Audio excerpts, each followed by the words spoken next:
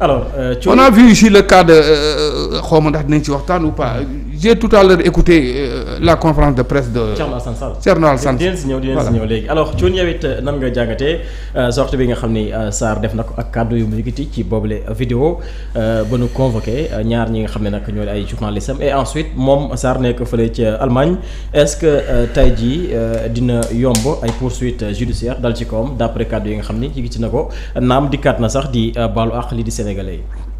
waaw am nga boo baalu àq. li nga def infraction la ba pare. reste à voir c'est comme tey ma taal sa kër. après mu génn naa la baal ma àq. baal ma àq boobu du tere dañ may yóbbu Ndungu Sine. du dëgg. parce que commettre naa infraction ba pare donc baal ma àq bi dañuy xool ndax mun na gën a oyofal sama daan kay. wala ki ma war a àttee xool ban yërmande mooy clémence. bu muy am ci man du tere li ñu lay tere du baal bi moo la ñu am solo. mais li ñu la doon tere mooy nga def acte bi. mais pas après l'acte regret bi. et ce regret est-ce qu'il est sincère c'est ça le débat aussi. alors li ma xam daal mooy xam ngeen Sénégal dañuy def ay erreurs yu dul jeex. mais tey même si suñ débat bi nii. li ma lay wax nii sooy xool am na ci kenn koo xamante ni li may wax def na ko. soo demee ci code de la presse yeewu naa bu yàgg soo demee ci code de la presse ah. code de la presse danaan la non réveil la si la boo demee ci code de la réveil 19 mooy 10 c'est là bàyyi bu retal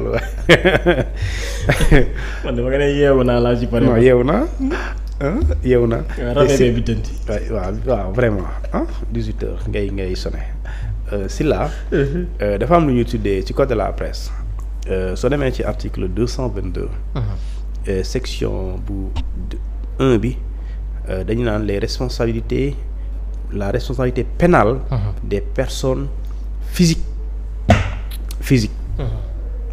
yooyu morale des entreprises de presse mooy tey 313 au moins même bu fekkente ni ñu bëri dañ ciy émission mais am na responsable am na ku jiite am na koo xamante ni balaa émission di am programme da koy saytu xool wala balaa muy tëdd dina xool tous les contenus de 313 digital xool ndax amul benn boo xamante ne suba mën nañ ko ci woo.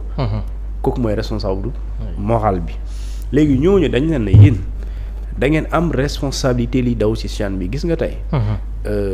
doyen Alpha bu ñëwee wax fii loo xamante ne yoon daf ko tere. mu diffamer benn nit wala mu sosal benn nit wala mu def diffusion de fausses nouvelles. 313 digital.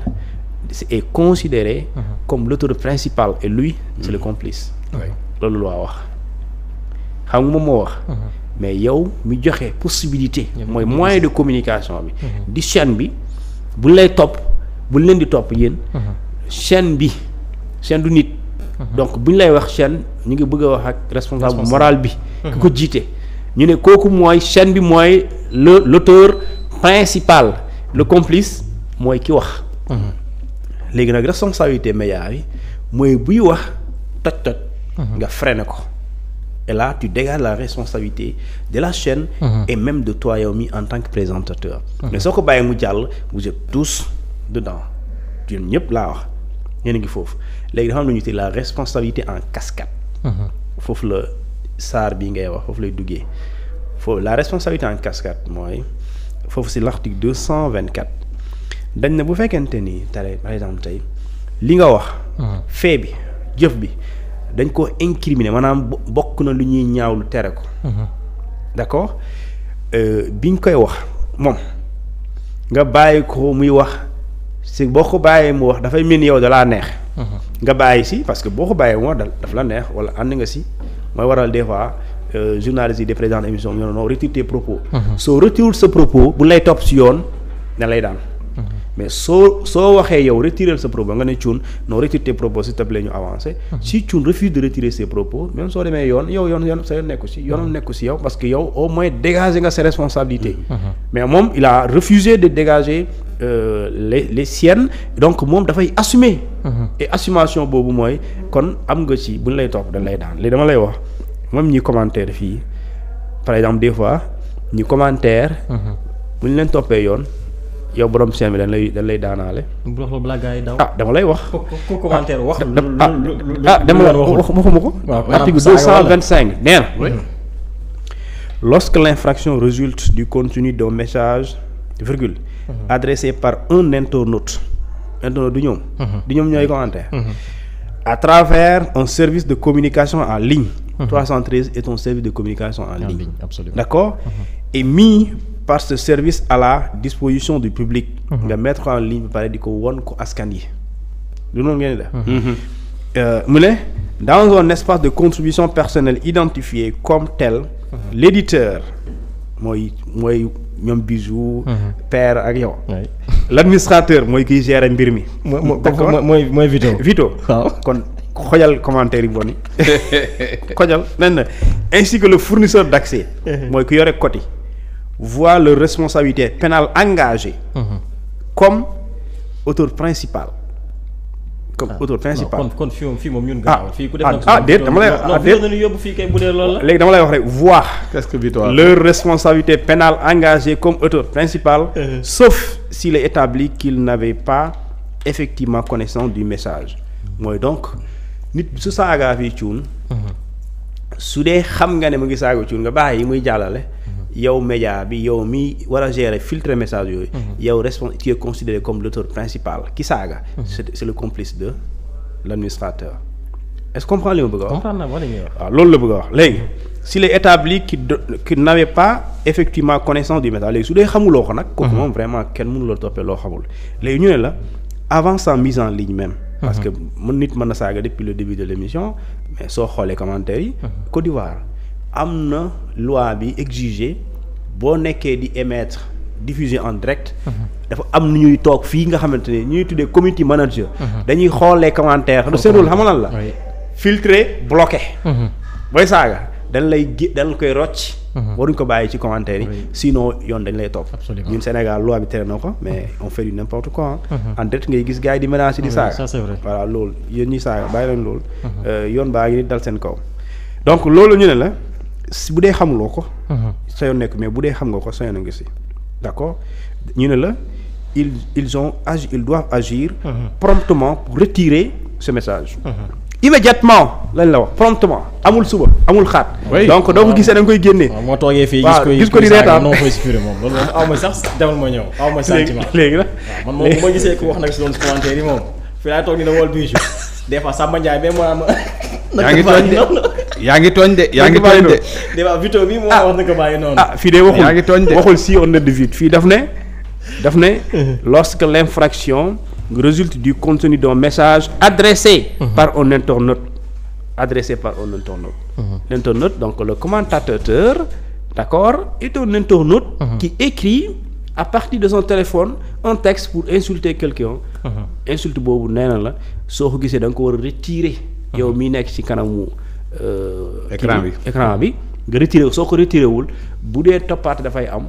te toppaate dafay am de parce que mën nga capturer mbir mi. ba pare ngay bëgg ci biir criminalité ñu wër l'auteur complice boo ko bind. ñu wër ko ba pare yow mii bàyyi mu jàll ñu xool ndax xamoon nga ko nga bàyyi ko ci biir su dee xamoon ko bàyyi ko ci biir. xëy nekku ci mais bu dee xam nga ko bàyyi ci biir dañ lay topp comme l'auteur principal. Aujourd'hui beaucoup de médias tey soo ko doon appliquer médias Sénégal yi fii dañuy xuloo naan waaye ñu ngi ñuy singali et pourtant c'est écrit noir sur blanc donc tous ces insulteurs là via le net yéen ñëpp la ñuy waxal vraiment alors Thioune ba tey ci point boobu ki nga xam ne nag moo di Fatou Kama di journaliste bu nu convoqué woon fële ci cybersécurité moom ginnaaw ba ñu ko dégloo pare dañ ko daal di bàyyi mu ñibbi ca këram maam dañ ko déglu pare libéré ko mais ki nga xam ne moom moo nekk fële ca Allemagne est-ce que y a possibilité tey jii ñu daal di koy poursuivre ci dëkk boobu mu nekk. Mais après tout c'est un Sénégalais non. Et après tout aussi il faut ñu xam si la ma wax la benn affaire depuis septembre 2001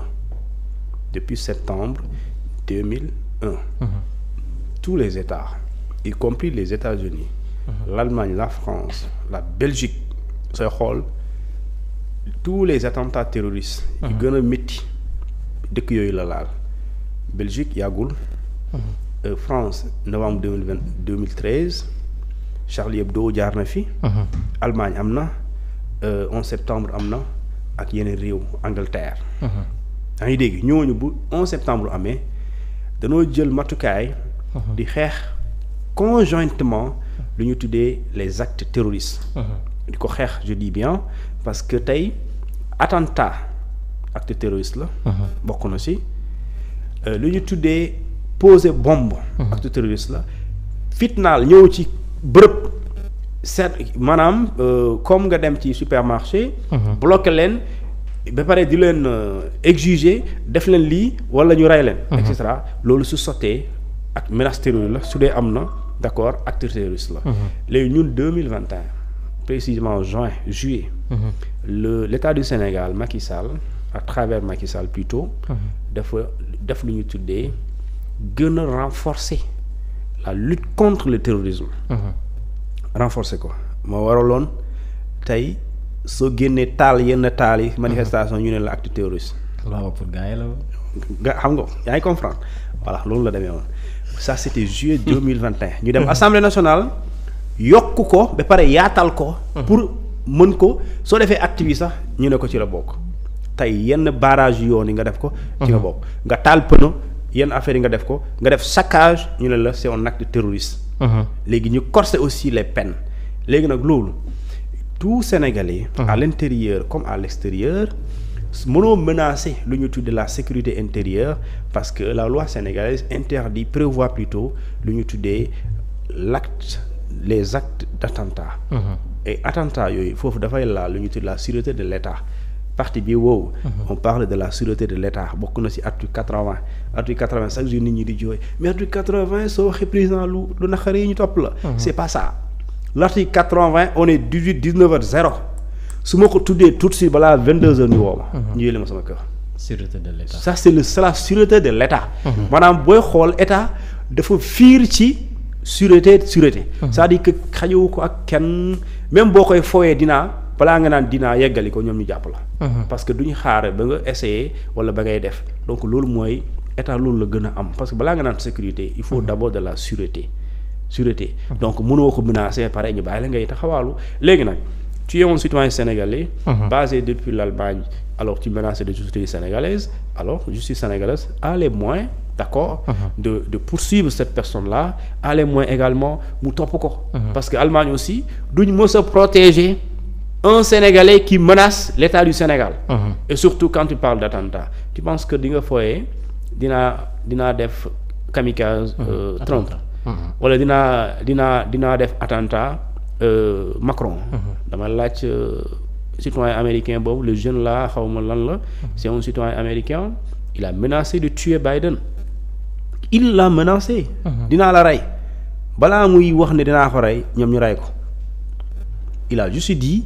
I will kill Biden je vais tuer Biden les services américains di vérifier information pour dem këyir ko.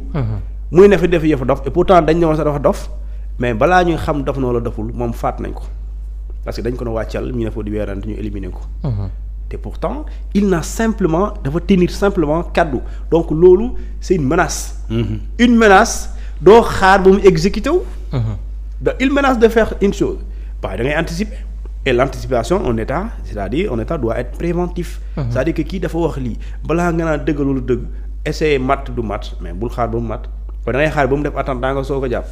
mais si vraiment il a un projet d'attentat mais il faut l'arrêter avant qu'il ne réalise son attentat. c'est aussi simple que ça. léegi moom tey jii pour teg loxo nan la ñuy def dañuy daal di lancer ab mandat d'arrêt international wala. bon déjà dama xamul nag vraiment am na nationalité allemande. loolu ma xaw ma ko. dama xam si aujourd'hui c'est un Sénégalais basé en Allemagne. alors il suffit justement que la justice et gëm naa ne justice sénégalaise dafa autosaisir gëm naa loolu. loolu laa yaakaar parce que tey li ma la doon limal sànq. les responsabilités en cascade moo waral ñu woo ñaari journalistes yooyu ngay wax. parce que tey am na ki ma ci xam su ma juumulee. Sambou. munante wuñu mais à ce que je sache elle ne travaille plus là-bas. Oui. Elle a été convoquée. Alors convoquée en pourquoi tey booy xool émission bi est-ce que da ko fekkee. ku liggéeyatul ci chaîne par exemple xam nga ne mënu fa am responsabilité bu dee émission bu jàll la. parce que nekkatu fa léegi moom loo koy woowee c'est-à-dire que léegi ñi fa nekk. te ñoom réaliser une émission mais ñu am ci peut-être responsabilité soit ñu nekk directeur de programme ou directeur de l'information ou rédacteur en chef ou directeur de publication. léegi nag responsabilité morale loolu dafay am léegi nag morale bi mooy tey yow tu es responsable des programmes. est-ce que tey mën nga fi jàllale lu ñuy tere contenu illicite 313 nga nekk directeur de programme ñu woo la nga ne man sama nekku si. et donc kon xamoo lu ñu la sas. parce que directeur de programme moom ëpp na programme di jàll te xamu ko. soo ko xamulee rek déjà tu es plus que responsable pénalement. waaw léegi nag su boobaa mën nañ la wax sëñ bi yow la ñu wax xoolal lii. nga xool bi liy jàll léegi lu tax nga bàyyi ko mu jàll loolu ça c'est une responsabilité. loolu c'est une responsabilité en cascade. léegi nag dédouanewul aussi ki def. parce que Sarr boo koy topp Sarr lu mu wax par exemple. menace boobu loolu beneen affaire la. mais lu mu wax jaarale ko ci support communication boobu. loolu beneen infraction la. léegi moom bu dee support bi c'est un complice. booy toppee infraction su da ngay xool bu dee support bi.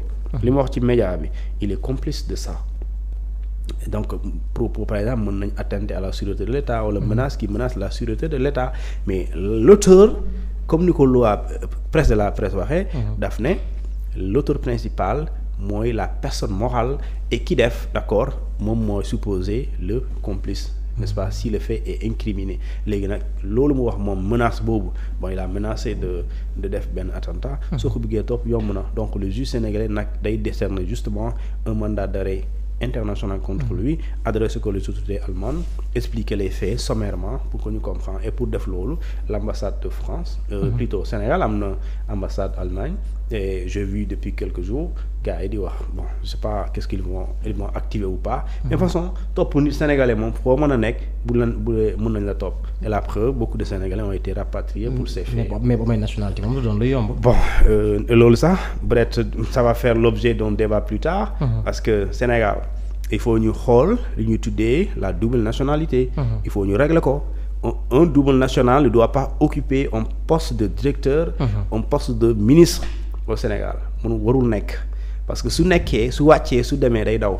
su demee toog réewam boobu mënu ko fi indi en tant que sénégalais tey par exemple il y a des ministres peut-être qui ont des nationalités autres que le Sénégal d'accord kooku bu demee ci réewam boobu noonu il est dans son pays il n'est pas dans son pays d'accueil ils sont dans son pays léegi da ngay jël doomu jaamu indi ko léegi nag soo bañee loolu am mooy da ngay fexe ba képp ku nekk ministre tu dois être exclusivement de nationalité sénégalaise exclusivement fii am na directeur bi nga xamante ne ñu ne la moom booy xool parents mi Mauritanie la papaam mu ngi juddoo France waaw léegi nan lay nekkee sénégalais dëgg yàlla ah te après mu nekk directeur kooku léegi boo koy toppee dara léegi nooy def ba jàppoo dëgg yàlla sachant que boo waxee mu ne sama maam mauritanien la man maa ngi juddoo France mais ku juddoo France kay am nga nationalité française certainement léegi kooku nga ñëw jox ko responsabilité mu jiite bu paree bu ñibbee boo koy topp loo xamante ne jàpp nga dafa def léegi sérieusement topp ko